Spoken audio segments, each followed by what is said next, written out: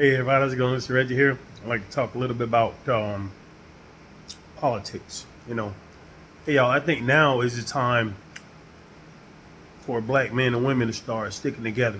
Start supporting black businesses. Black men, we need to support black women. Black women, we need to support black men. Now is the time. If you want your presence to be felt, you want to be respected among all the nations in this world, you know, pool your money into black businesses. We need to come together collectively to show everybody that disrespects us, that don't love us, they show us how they treat us, okay? They've been showing us, really how they treat us. And we support their businesses.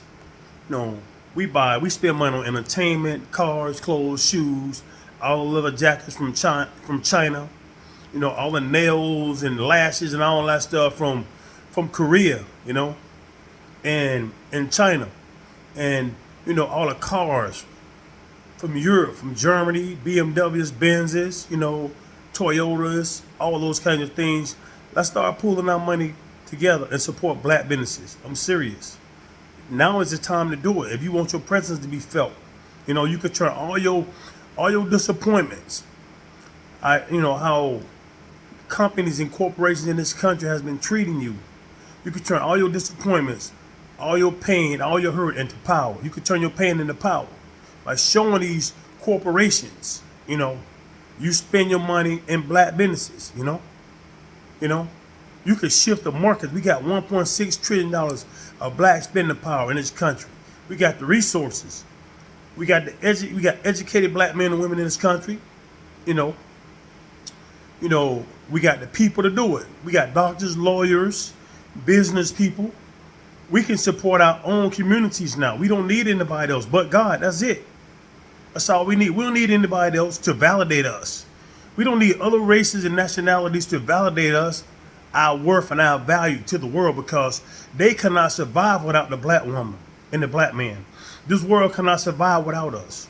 This country cannot survive without the black woman and the black man.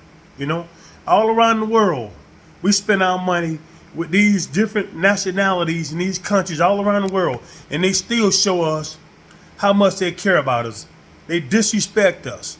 They've been showing us, how they treat us in restaurants, in stores, in places we buy cars, They'll integrate with us in the bedroom, but they won't integrate us at the bank when we want that bank loan. Or we want to get a mortgage. We want to get a car loan, something like that. They'll integrate with you in the bedroom, but they ain't gonna integrate with you nowhere else. We segregated everywhere else except the bedroom. All right, just think about that for a minute. All right, these other races of people, they take complete advantage of black people because really, truthfully, we're very spiritual, loving people. We love everybody. Even the civil rights laws that we fought for other races behind us. Look at. We wouldn't have 22 million Asians here if it weren't for the civil rights movement. Martin Luther King, Maxine Waters, John Lewis, Coretta Scott King, all these powerful black pioneers and stuff that has been spearheading all these campaigns and stuff. So all these minorities behind us can have what they have and come over here and get free education, free business loans, Coming over here with nothing and getting $100,000 business loan to start a business. For over 400 years, African American men and women have fought for this country, and died and fought in the wars in this country, Really, we fought and died for this country, So other people can have what they have. See, we don't just fight for ourselves. There's nobody that's fighting for black women and black men in this country. Nobody fights for us, but we fight for everybody, On the front lines, a black man or a black woman is on the front lines fighting for other minorities behind us. Okay? Really. People piggyback off of our efforts, off of the black women's effort and black men's effort. They piggyback off of us. They cannot survive without us. They cannot survive without all these beautiful copper-toned, melanated African American men and women in this country. And dark-skinned and melanated people in this country. They cannot live without us. We bring the world together. Because we got so much spending power, so much knowledge, so much spirit inside us, Really. There's nobody on the planet that can emulate us. You know, we've been around for thousands of years. They've been trying to eliminate us for years. We ain't going nowhere. A black woman and a black man ain't going nowhere. Okay? We ain't going anywhere. Can't nobody genocide us. Can't nobody do anything to collectively unalive African American men and women. You know, because we ain't going anywhere. That's not God's plan for us. You know, that's not God's plan. Because we are the chosen people, the real, true Israelites, and I really need y'all to believe that. Okay, really, people. You know, this is real talk, serious. You know, nobody can survive without the black woman or the black man. No country, no. You know, we support the world. You know, we support the world. You know. Especially economically, you know. But when we go in these countries, we fly and we travel to these other countries, and they treat us like third world citizens. Even in this country sometimes. A lot of the times, they treat us like third world citizens, you know. Second class citizens, you know. And we built this country. The White House was built by a black man, you know. Really. This country was founded on slavery. It was rooted deeply in slavery and hate and racism, you know? Really. That's how these billionaires became billionaires, because of the backs of black men and women, you know? You know? And we speak up for other nationalities, other African American people like us, in Africa and other dark-skinned countries, you know? We speak for them too, you know, when they come over here. It's because, and they get the things, they get the education, the money for loans, the money for school and housing and cars and such, you know. They get those things because of the sacrifices and the blood that black men and women have shedded, you know. Our forefathers, you know, and our foresisters and forebrothers, you know. They fought hard and they died for us, you know. Really. You know. This country owes a huge debt to black people. And the reason why we have so much racist hate in this country is because they owe us so much. I need y'all to understand that. They owe us so much. Just think, if you owe somebody, you can't even pay them back. You owe them so much, you can't even pay them back with money. Money's not even enough. All the millions of black people that have died during the slave trade and in history, all the horrible atrocities committed against us.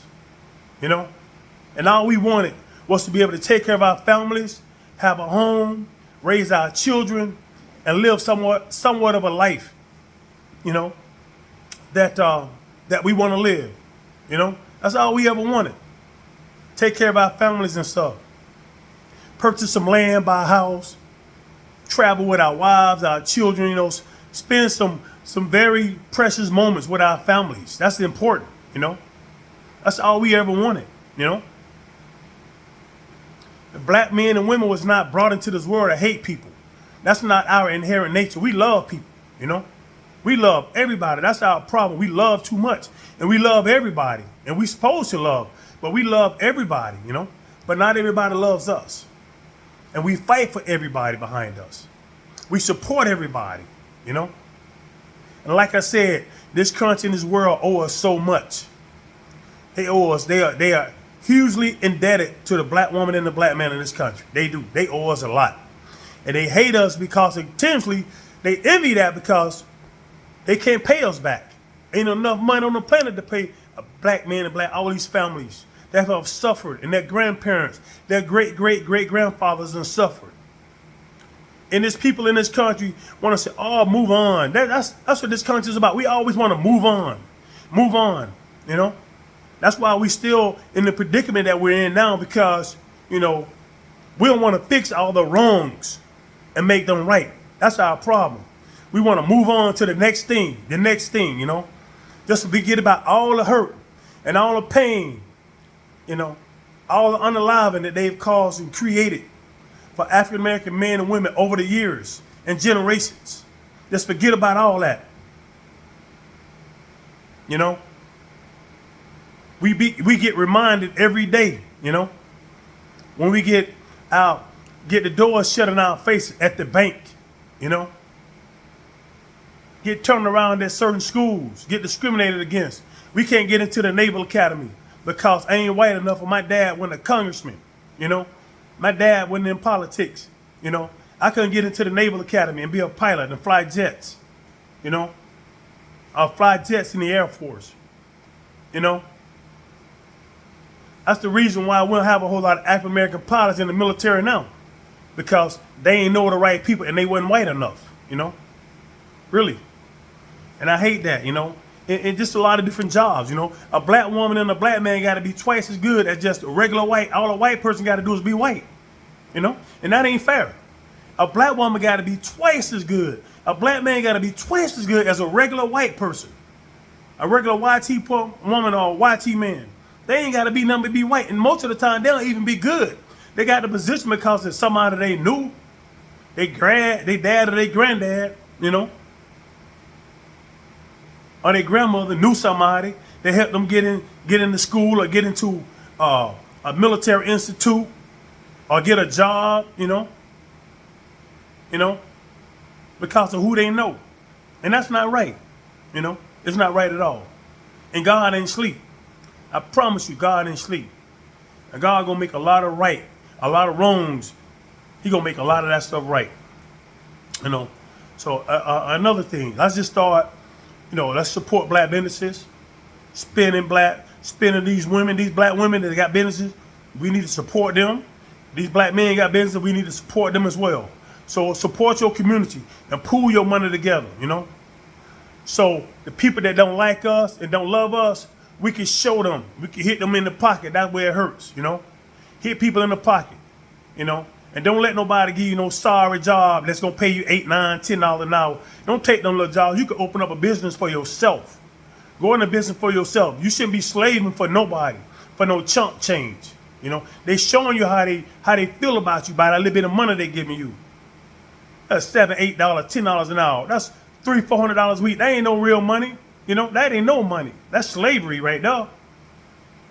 You know, you definitely gonna be impoverished taking those kind of jobs. You might as well go out there and open up business for yourself instead of working with somebody, showing up at 7, 8 o'clock in the morning.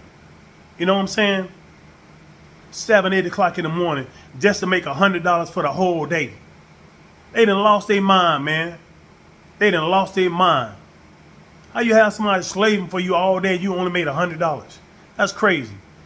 You know, grow your brain, grow a mind, and go get some business about yourself and open up your own business. Support your own communities. That's how you gonna get out of the impoverished situation you're in, by working for yourself. You know, really. I'm telling you. If I'd known what I known 40 years ago, trust me, man, I'd be bad. I'm telling you. But I'm thankful to God that He's blessed me with what I have, you know, and my situation is awesome now. I thank God for all that I have and all He's done for me and given me and my children. All right, y'all stay blessed. Work on your mind, body, and spirit. I always tell you these praying to God, stay in that gym, you know, and just remember this: if you suffering any kind of setback, it's for your good. Go to Romans 8:28. It'll tell you that all things happen for those who love the Lord according to His divine purpose. He ain't said some things. He said all things, all right? Good and bad. It's going to be for your good. And you're going to see later on down the line why God removes something or somebody or something out of your life. So all you got to do is just hang in there. Hang in there, brothers and sisters. I'm telling you, don't give up. And keep God first, I promise you. That's your end all and be all. Keep God first. Don't trust no man. You trust God, all right? Be blessed, and I'll talk to you later. Bye.